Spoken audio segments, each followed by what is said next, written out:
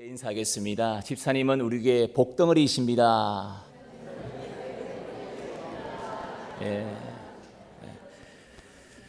우리 한국 사람은 복 받기를 좋아하고 복이라 하면 베개까지 베고 자는 우리 한민족인데 한 번 더 따뜻한 마음으로 좀 복을 넘치게 받았으면 좋겠다는 마음으로 집사님은 우리에게 최고의 복덩어리입니다.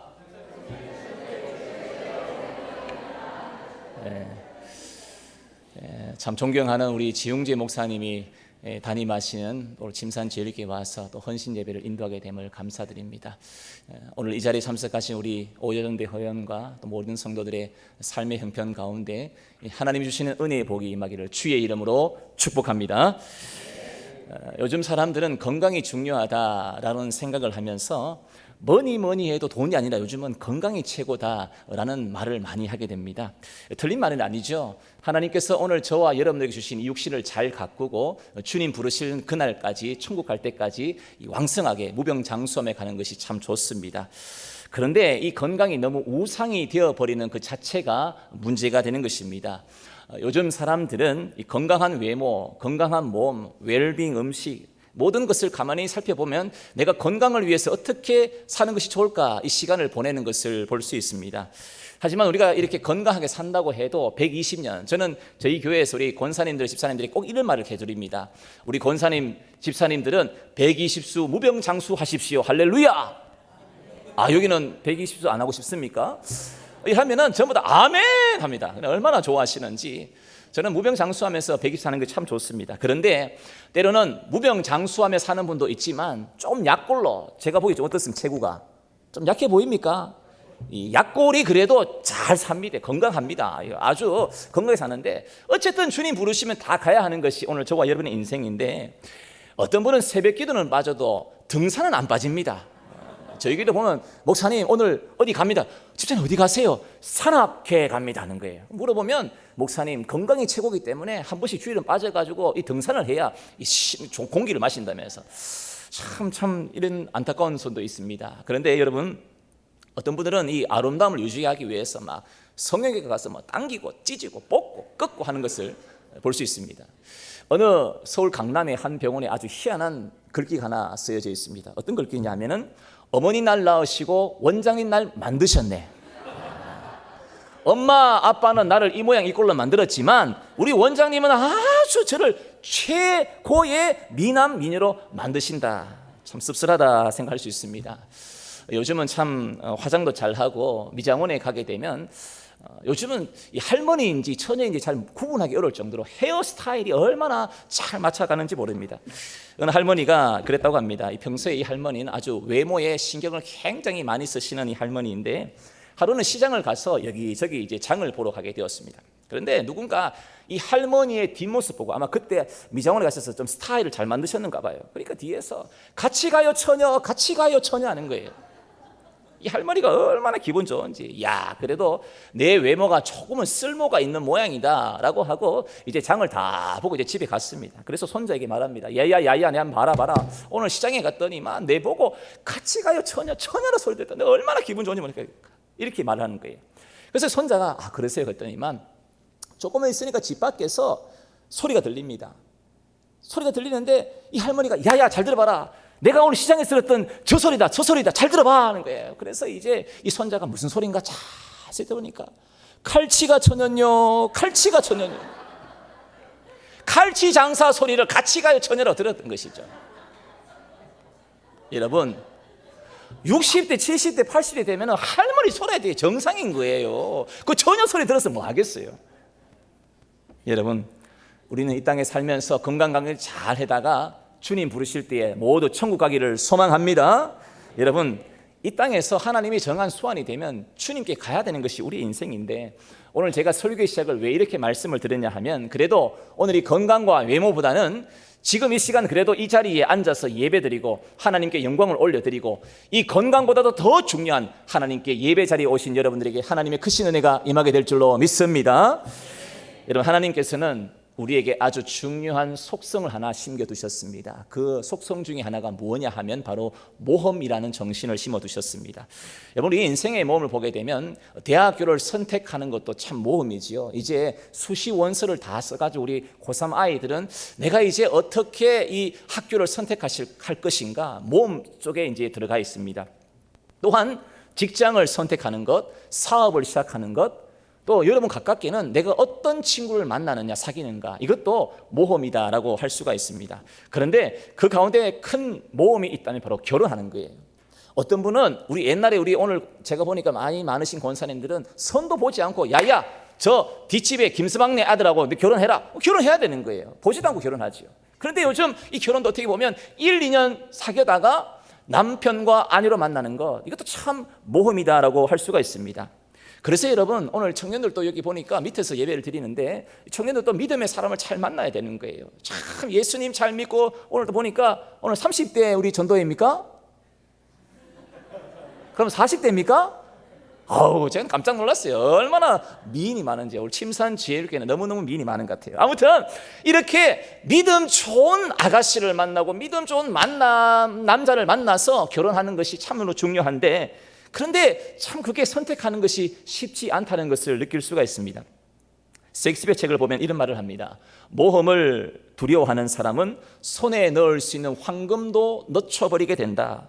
결국 우리에게도 이 황금을 얻을 수 있는 기회를 주심에도 불구하고 그것을 기회를 얻지 못하고 황금을 찾지 못하는 그러한 상황, 용기가 없어, 모험이 없어서 놓쳐버리게 되는 것입니다.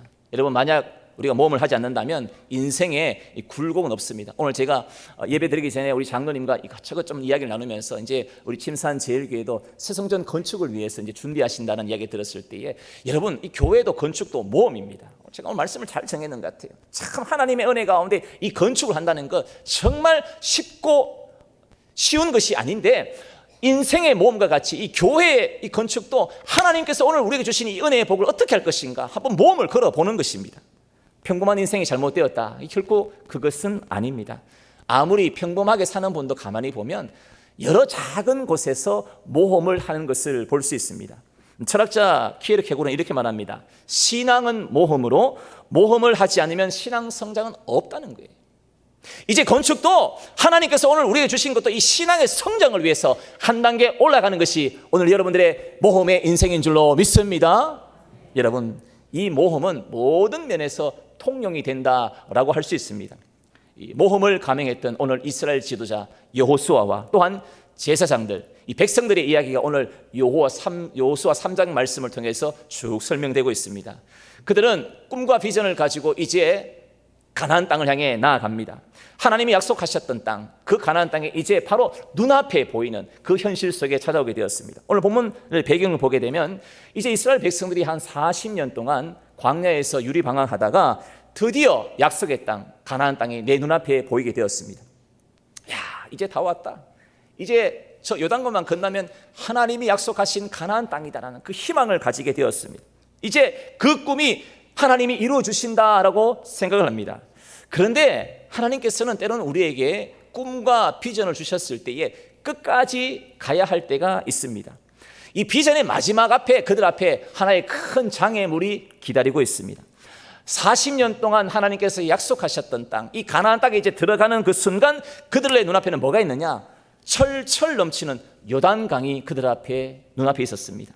이 요단강은 남북으로 흐르는 아주 긴 강인데, 이 북쪽 헬몬산에서부터 내려오는 이 강물들이 이제 이스라엘 백성들에게 쭉 내려오게 됩니다. 이 요단강은 크고 넓은 강도 있고, 또한 이스라엘은 비가 자주 오지 않기 때문에 어떤 때는 바싹 마른 강이 되기도 하지만 비가 올 때는 철철 넘치는 아주 폭포수와 같은 그런 강들이 흐르기도 합니다.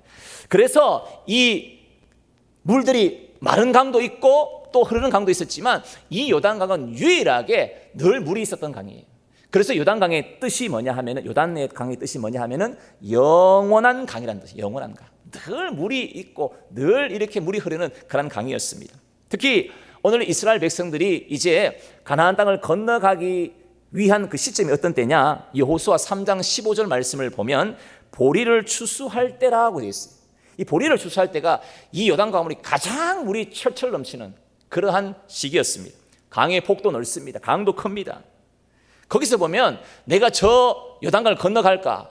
어림도 없다라는 그 절망감을 느꼈던 상황이 바로 오늘 이스라엘 백성들의 마음이었습니다. 오늘 본문 2절 말씀을 보게 되면 그들이 시딤에서 요단강까지 무려 사흘을 기다리고 있습니다. 이제 그들의 비전이 이루어졌다라고 생각을 했지만 절망의 현장이 다가오게 되었습니다. 기운이 빠집니다. 쫙 풀이 꺾입니다. 40년만 견디면 될 줄 알고 하나님이 약속하신 땅, 이 가나안 땅에 들어가겠다는 그 마음의 열정이 있었는데 이제는 마지막 요단강이 그들을 가로막고 있었습니다. 더 이상 하나님이 인도하시는 불기둥 구름기둥도 없습니다. 모세에게 지팡이도 인수인계 받은 것도 아니었습니다. 이런 상황이 되자 백성들 어떻게 하느냐? 불평이 나오게 됩니다. 왜 우리를 이렇게 가나안 땅 이 광야에서 이렇게 고생하다가 지금 가지도 못하는 이 요단강 우리 앞에 있느냐? 불평하게 됩니다.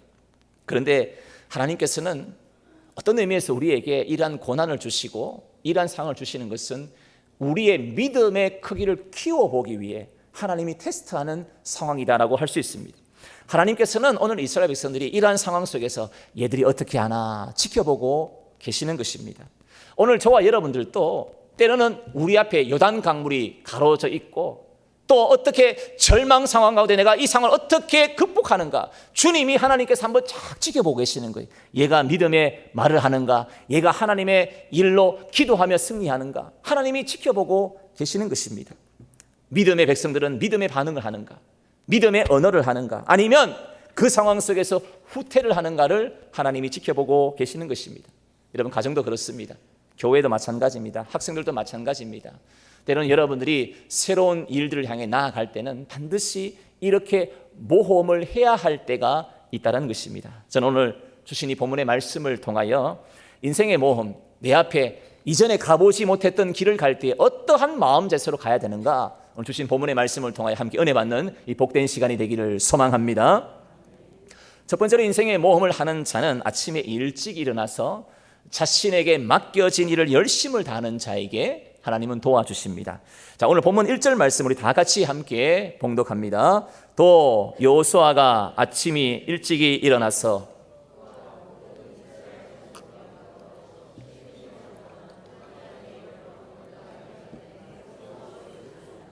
아멘. 자, 오늘 읽은 말씀 속에서 아주 중요하게 생각해 볼 수 있는 단어 중에 하나가 아침이라는 단어입니다. 아침에.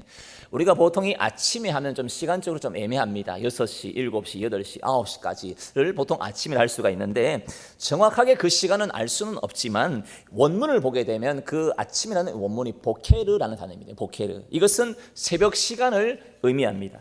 히브리 사람들이 생각하는 이 새벽 시간이라는 것은 이제 어두움이 쫙 물러가고 이제 동이 트는 그 시간, 어둠이 물러가고 동이 트는 붉은 태양이 떠오르는 시간, 그 시간을 바로 보케르, 아침이라고 생각합니다. 이제 새날이 밝아오는 첫 시간, 그 시간이 바로 새벽인데 아침에 일어났다라는 것을 여호수아를 통해 여러분들 읽어보시면 나중에 집에 가서 한번 보십시오. 6장, 7장, 8장 늘 아침이라는 단어와 함께 누가 따라오느냐? 여호수아라는 인물이 나오게 됩니다. 늘 여리고성을 정복할 때도 바로 아침에 일찍 일어납니다. 아간을 찾아낼 때도 바로 아침에 일찍 일어났습니다. 뿐만 아니라 아이성을 재차 공격할 때도 그 시점이 언제냐? 저녁 늦은 시간이 아니라 아침이라는 것이었습니다. 참 여호수아는 보면 대단한 것 같습니다. 지도자로서 내가 해야 할 일을 시점을 어디에 두는가? 아침 시간이라는 것입니다. 그런데 오늘 이 아침에 남들보다 일찍 일어났는데 여기서 일찍이라는 단어의 원문을 보게 되면 샤캄이라는 단어입니다. 샤캄 단어는 무슨 뜻이냐? 내게 주어진 일을 소홀하게 하지 말라. 한번 따라하겠습니다. 내게 주어진 일을 소홀하게 하지 마라.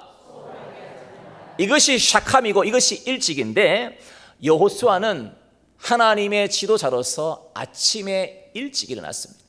그리고 하나님 앞에 늘 기도하고 주님께 묻고 내가 나가야 할 방향, 지도자를 어떻게 이끌어가야 될지를 하나님께 기도했습니다. 저희 교회는 제가 와서 새벽 기도를 굉장히 강조를 많이 합니다. 그리고 중직자가 되려면 새벽 기도할 자신 없으면 하지 말라 그래요. 저는 아주 강하게 말해버립니다. 그래서 새벽 기도 많이 옵니다. 저희들 평상시 새벽 기도 한 80에서 100명 정도 오거든요. 다 여기는 안 놀라는가 봐요. 많이 오시는가 봐요. 예. 굉장히 놀라요. 어떤 분은 한번 이 길거리 지나가는 분이 새벽에 뭔 일이 나는 줄 알았대요. 싹 들어다가 싹 빠져나가니까 왜 이리 많이 하더니까 평상시도 저희들은 새벽 기도가 하여튼 교인 수는 뭐 한 300~400명밖에 되지 않지만 새벽은 많이 옵니다. 지난주까지 우리 특세를 했는데 특세도 한 140명 이상은 무조건 와야 돼요. 그래서 제가 왜 무조건 강조하거든요. 기도하지 않으면 안 됩니다. 기도해서 삽니다 라고 하니까 성경을 보아도 하나님께서 주시는 은혜의 시간 언제의 시간이냐? 새벽 시간인 거예요. 아침에 일찍 일어나서 주어진 내 일들을 소홀하게 하지 않는 것. 그래서 여러분 새벽 시간 얼마나 중요한 시간이냐? 오늘 하루 내가 어떻게 펼쳐갈 것인가? 그걸 묻는 시간인 거예요.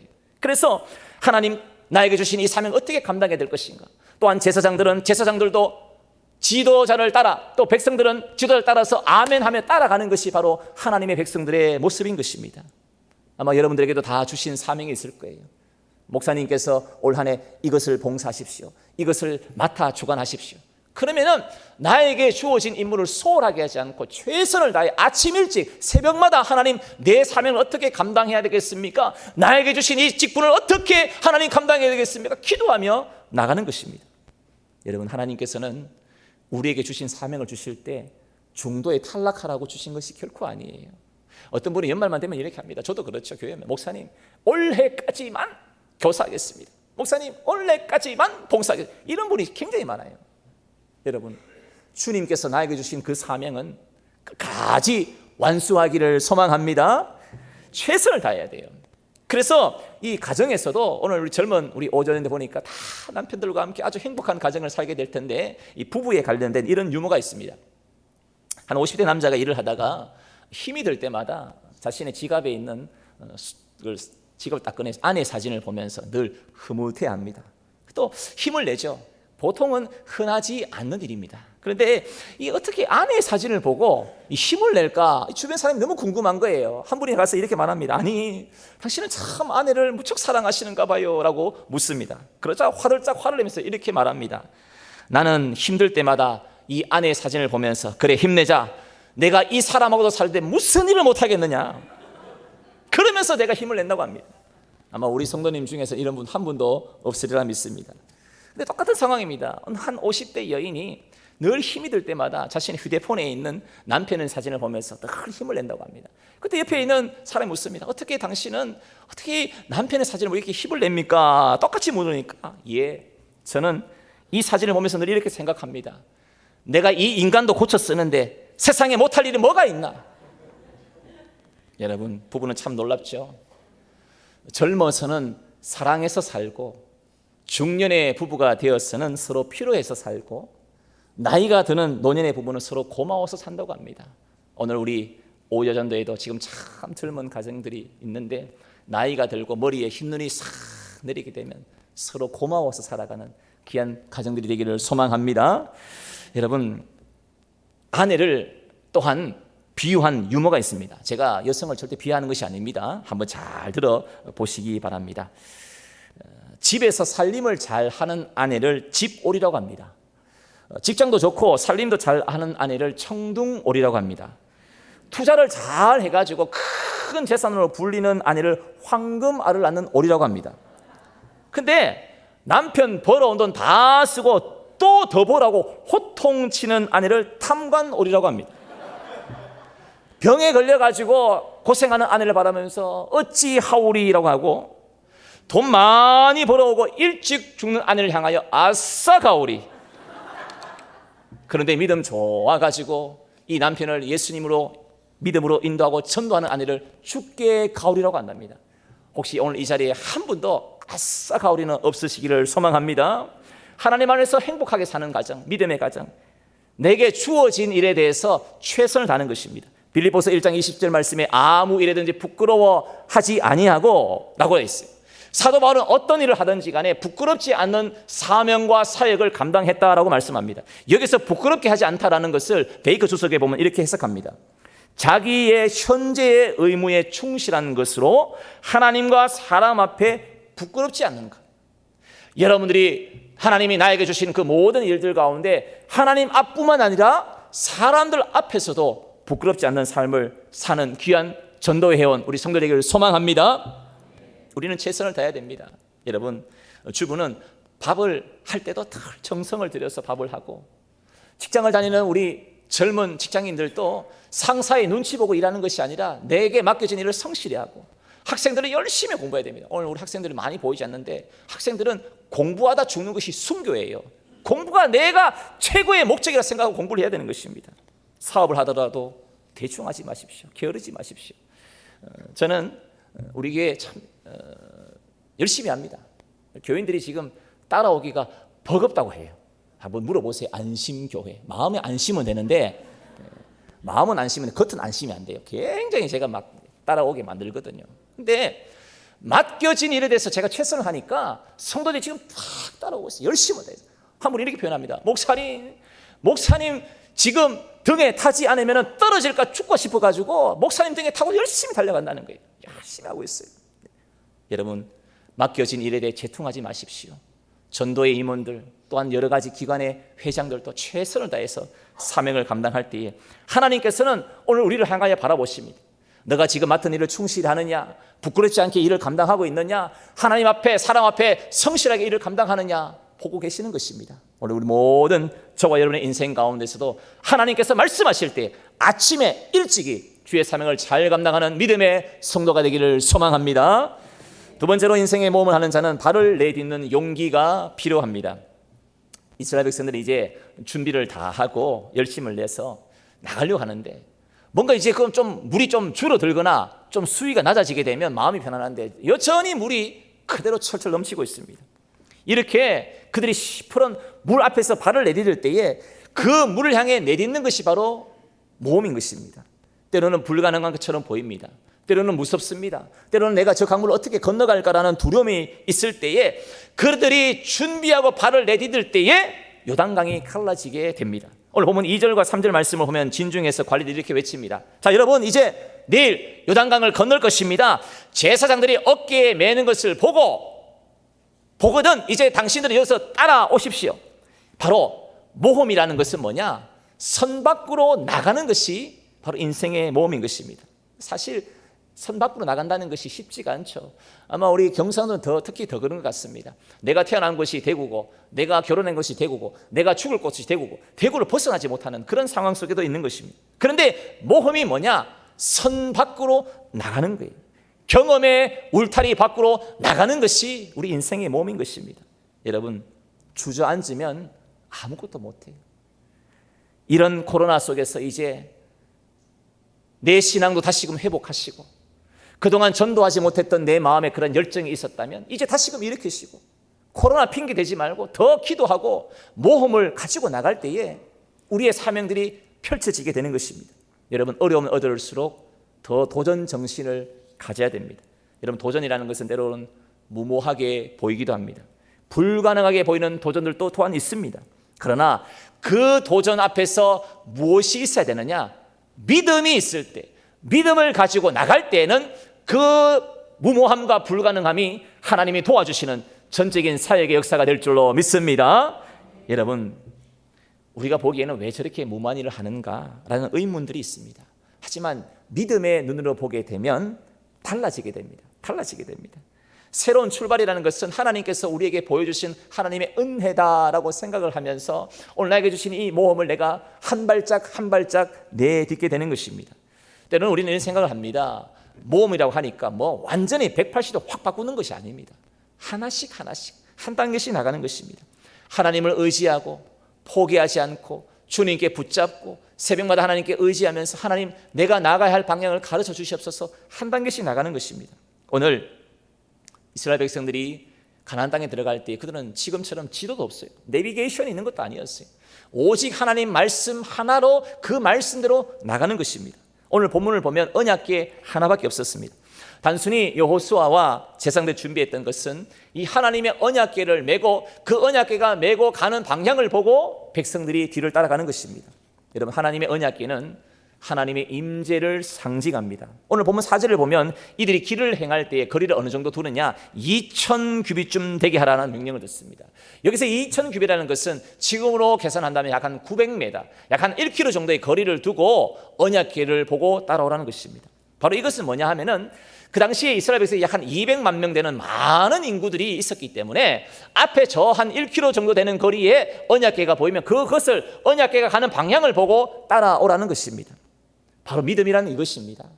하나님이 보여주시는 그 길을 갈 때에 우리가 그 가는 것을 주의하고 집중하고 믿음으로 바라볼 때에 그 길을 향해 계속해서 전진하는 것입니다.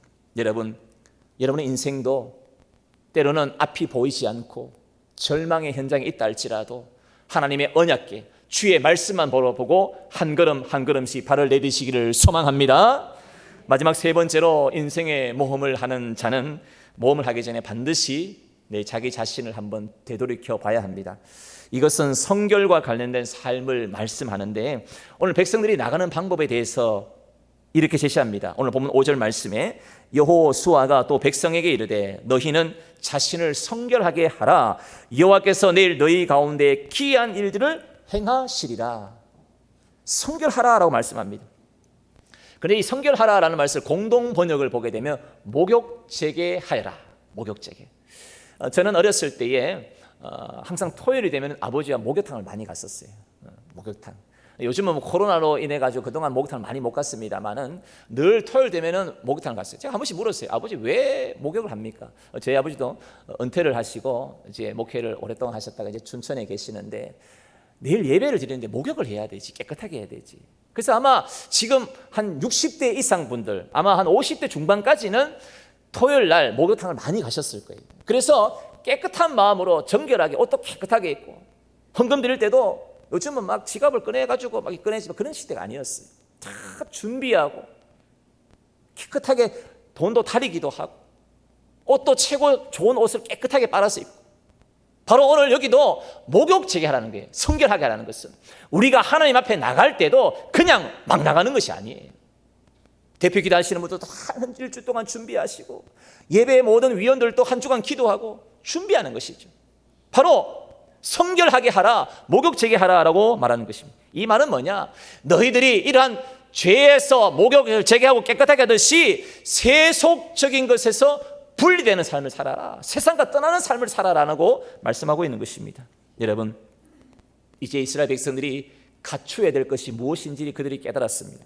야고보 4장 8절 말씀을 보면 하나님을 가까이 하라. 그리하면 너희를 가까이 하시라. 죄인들아 손을 깨끗이 하라. 두 마음을 품은 자들아 마음을 성결하게 하라 말씀합니다. 손을 씻으라는 거예요. 마음을 성결하게 하랍니다.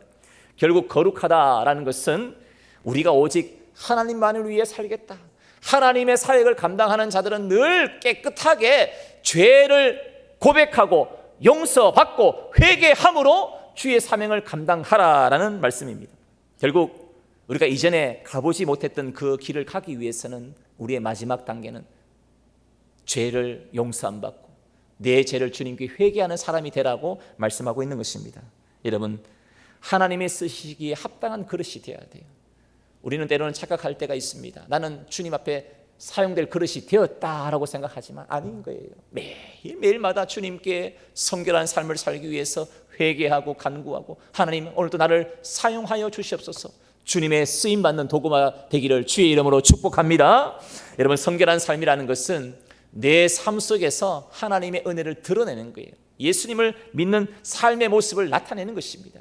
주일만 이렇게 거룩한 모습으로 살아가는 것이 아니라 한 주간 월화수목금토 6일간 내 삶 속에서도 나는 예수님 믿는 사람, 나는 침산제일교회 교인이라는 그 사명감을 가지고 주의 일들을 나타내는 그것이 바로 믿음의 모습인 것입니다.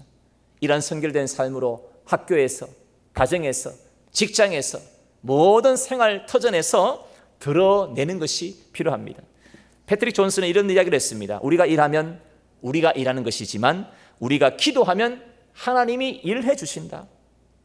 여러분, 내가 일하지 말고 하나님이 나를 통하여 일해 주시기를 간절히 소망합니다. 때로는 하나님께서 우리에게 믿음의 요구를 하실 때가 있습니다. 또한 성결한 삶을 요구하실 때도 있습니다. 이러한 것 결코 쉽진 않습니다. 하지만 오늘도 지금 이 순간도 주님은 우리에게 믿음의 길을 달려가고 모험의 길을 달려가기를 위해 소망하고 계십니다. 오늘 헌신을 드리는 우리 제5여전대 회원 여러분, 여러분의 삶 속에서도 믿음을 감행할 때가 있습니까? 내가 풀면 어려운 거예요. 내가 뭔가 이루려고 하면 어렵습니다. 그러나 전능하신 하나님께서 나의 오른손을 붙잡아 주시면 그 모든 문제가 한 번에 해결될 줄로 믿습니다. 오늘 거기에 대한 좋은 예 하나 드리고 말씀을 맺으려고 합니다.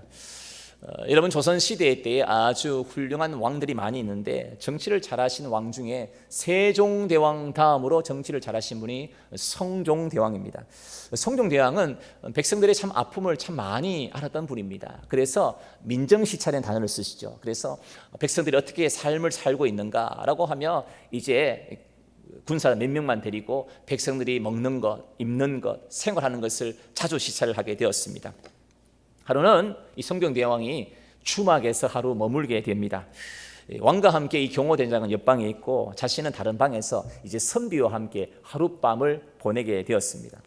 긴긴 밤을 보내려고 하니 심심하기도 하고 친구처럼 이야기를 하고 싶었습니다. 옛날 선비들이 하는 놀이가 어떤 놀이가 있었냐면 바로 공당놀이라는 것이 있습니다. 공당놀이. 한 사람이 공으로 질문하면 반대 사람은 당으로 대답합니다. 그래서 이 내기를 해서 이 공당놀이에 지는 사람이 뭐 술을 내기도 하고 밥값을 내기도 하는 그러한 놀이였습니다.